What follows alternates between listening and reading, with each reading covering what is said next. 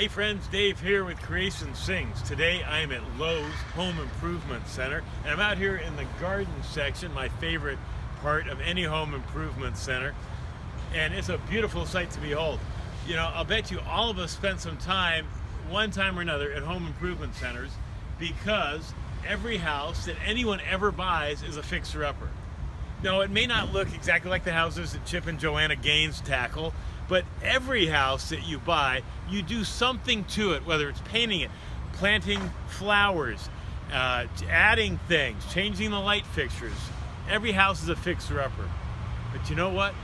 Every person is also a fixer-upper. Every one of us comes with things that need to be changed in our lives. And yet change is so incredibly hard for so many people oftentimes. I heard an amazing statistic recently that 600,000 people every year in the United States get a heart transplant. 600,000.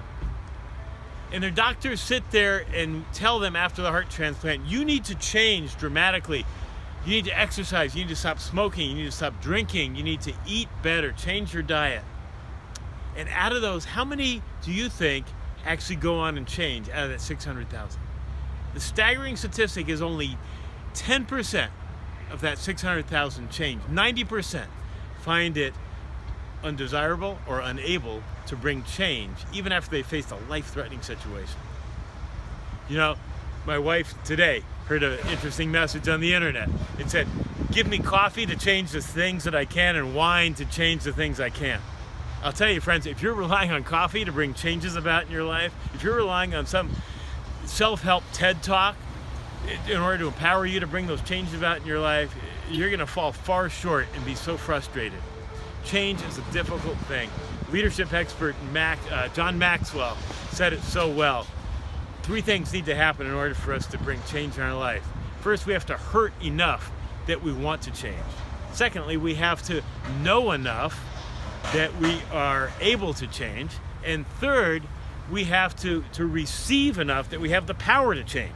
And it's that third area where God comes in and he can do so much more than anything else in the universe to help us change.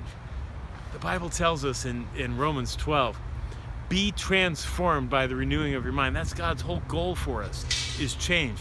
Constant life change to become the men and women that he created us to be. He's all about change. God is the greatest change agent in the history of the world. It reminds me of an old worship song that I used to sing all the time. Change my heart, O God, make it ever true. Change my heart, O God, make it more like you.